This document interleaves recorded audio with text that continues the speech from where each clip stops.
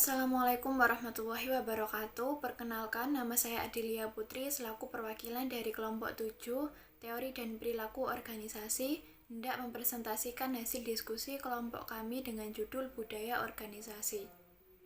Adapun anggota dari kelompok 7 yaitu saya sendiri Adilia Putri dengan NIM 025, yang kedua yaitu Anisatur Rifka Isnaini dengan NIM 049, dan yang terakhir Dewanta Ahmad Syakif dengan NIM 181. Baik, langsung saja kita bahas untuk materi yang pertama, yaitu pengertian budaya organisasi. Budaya organisasi merupakan sebuah karakteristik yang ada dan dijunjung tinggi dalam sebuah organisasi ataupun kehidupan masyarakat sehari-hari. Hal ini tidak terlepas dari ikatan budaya yang diciptakan. Budaya organisasi berkaitan dengan norma perilaku Ismail 2018 dan nilai-nilai yang dipahami serta diterima oleh semua anggota organisasi dan digunakan sebagai dasar dalam aturan perilaku dalam organisasi tersebut.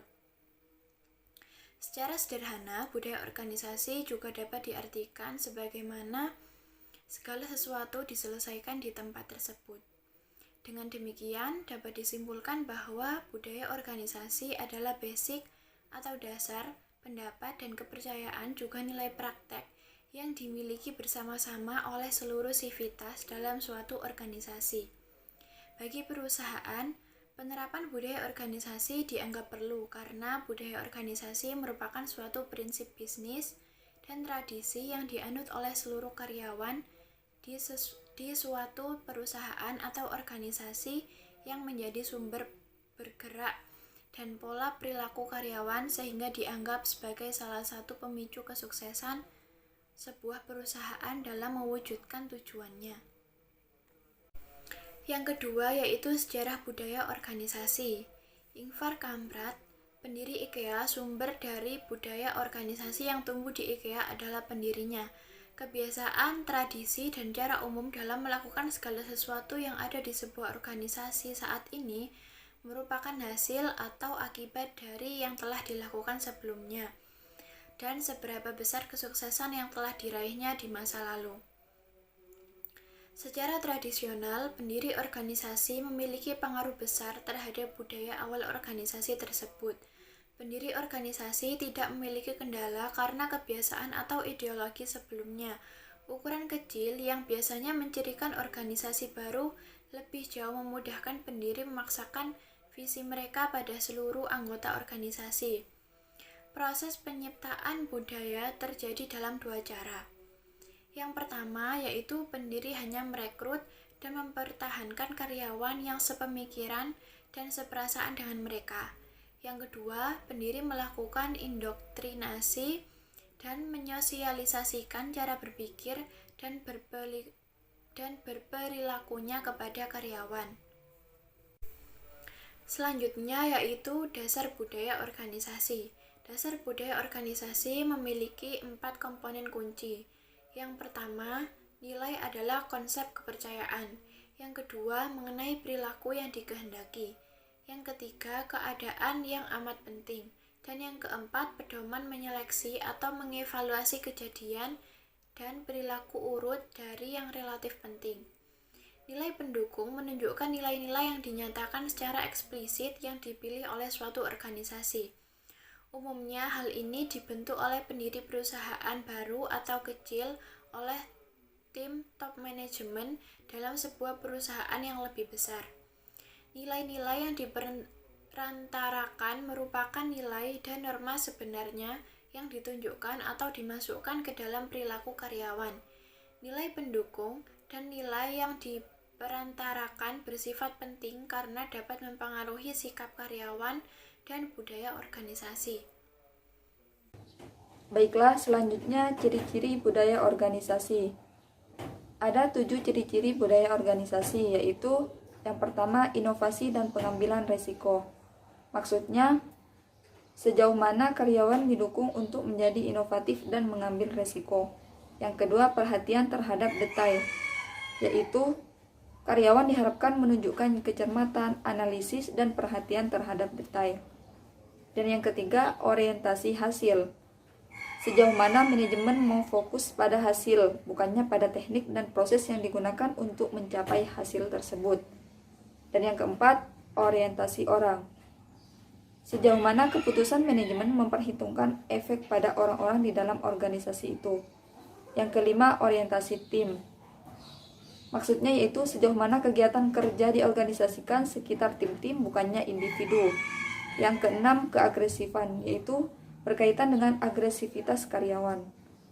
Dan yang ketujuh, kemantapan. Organisasi menekankan dipertahankannya budaya organisasi yang sudah baik. Jadi dengan menilai organisasi itu berdasarkan 7 karakteristik ini akan diperoleh gambaran majmuk dari budaya organisasi itu. Nah, gambaran ini menjadi dasar untuk perasaan pemahaman bersama yang dimiliki para anggota mengenai organisasi itu, bagaimana urusan diselesaikannya di dalamnya, dan cara para anggota berperilaku. Selanjutnya, jenis-jenis budaya organisasi.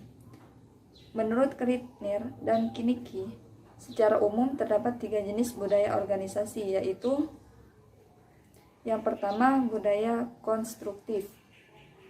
Budaya konstruktif adalah budaya di mana para pegawai didorong untuk berinteraksi dengan orang lain dan mengerjakan tugas dan proyeknya dengan cara yang akan membantu mereka dalam memuaskan kebutuhannya untuk tumbuh dan berkembang. Tipe budaya ini mendukung keyakinan normatif yang berhubungan dengan pencapaian tujuan aktualisasi diri, penghargaan yang manusiawi, dan persatuan. Yang kedua, budaya pasif defensif. Budaya pasif defensif bercirikan keyakinan yang memungkinkan bahwa pegawai berinteraksi dengan pegawai lain dengan cara yang tidak mengancam keamanan kerja sendiri. Budaya ini mendorong keyakinan normatif yang berhubungan dengan persetujuan, konvensional, ketergantungan, dan penghidupan. Dan yang terakhir, budaya agresif defensif. Budaya agresif defensif mendorong pegawainya untuk mengerjakan tugasnya dengan kerja keras untuk melindungi keamanan kerja dan status mereka.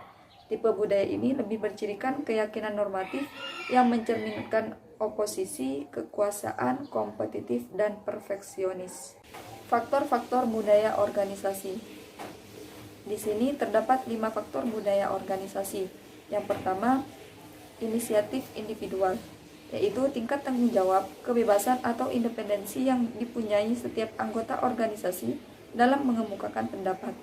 Inisiatif individual tersebut perlu dihargai oleh kelompok atau pimpinan suatu organisasi sepanjang menyangkut ide untuk memajukan dan mengembangkan organisasi atau perusahaan.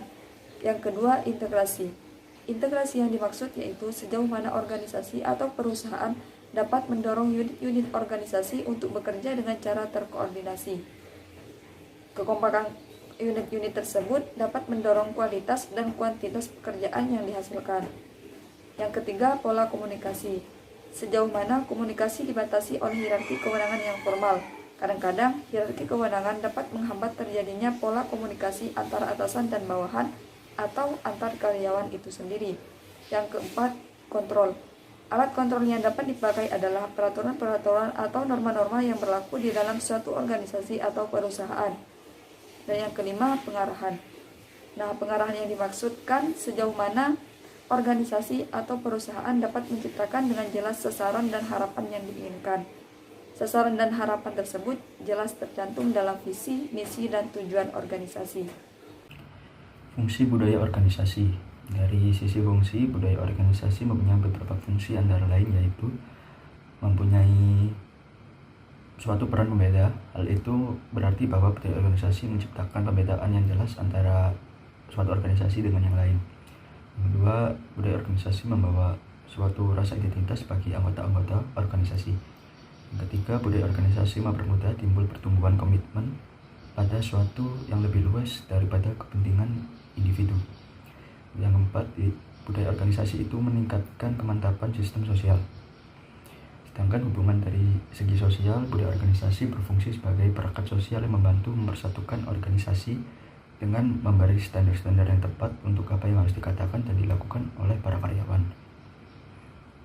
Dengan demikian, fungsi budaya organisasi adalah sebagai peran sosial dalam mempersatukan anggota-anggota dalam mencapai tujuan organisasi berupa ketentuan dan nilai-nilai yang harus dilakukan oleh para karyawan. Pengaruh budaya organisasi terhadap kinerja. Budaya organisasi adalah kepribadian perusahaan yang tumbuh oleh sistem nilai yang menimbulkan norma yang mengenai perilaku yang tercermin dalam persepsi, sikap, dan perilaku orang-orang yang ada dalam organisasi maupun perusahaan. Dengan demikian, budaya mempengaruhi sebagian besar aspek kehidupan organisasi ataupun perusahaan. Menurut Sutrisno, budaya organisasi yang benar-benar dikelola sebagai alat manajemen akan berpengaruh dan menjadi pendorong bagi pegawai untuk berperilaku positif, dedikatif, dan produktif. Nilai-nilai budaya itu tidak tampak, tetapi merupakan kekuatan yang mendorong perilaku untuk menghasilkan efektivitas kinerja. Jika perusahaan memiliki budaya organisasi yang baik dan benar, maka kepuasan kerja akan menjadi tinggi dan berdampak pada peningkatan kinerja. Sebaliknya, jika organisasi tidak sehat, maka hal itu akan memicu penurunan kinerja individu anggota organisasi. Kesimpulan, budaya organisasi sangatlah berpengaruh dalam peningkatan kerja pegawai atau anggota organisasi, di mana budaya organisasi tersebut merupakan nilai-nilai yang menjadi pedoman SDM di perusahaan tersebut untuk menghadapi permasalahan eksternal dan usaha penyesuaian integrasi ke dalam perusahaan atau institusi pemerintah, pendidikan, serta kemasyarakatan. Hingga masing-masing anggota organisasi harus memahami nilai-nilai yang ada dan sebagaimana mereka harus bertingkah laku atau berperilaku. Semakin kuat budaya, semakin besar dorongan para pegawai untuk meningkatkan kinerja mereka terhadap perusahaan atau institusi yang membawa misi untuk kemajuan bersama. Berdasarkan hal tersebut, penciptaan, pengenalan, dan pengembangan budaya organisasi pada perusahaan dirasa amat diperlukan dalam membangun perusahaan sesuai dengan visi dan misi yang hendak dicapai. Penggunaan dan interpretasi simbol yang sangat penting dalam budaya organisasi. Di saat seseorang memahami simbol tersebut, maka seseorang akan mampu bertindak menurut budaya dari organisasinya. Orientasi pada orang merupakan salah satu karakteristik utama budaya organisasi, di mana keputusan manajemen mempertimbangkan pengaruh manfaatnya pada orang akan berpengaruh dalam organisasi, sehingga dari pertimbangan tersebut diharapkan kinerja pegawai dapat meningkat.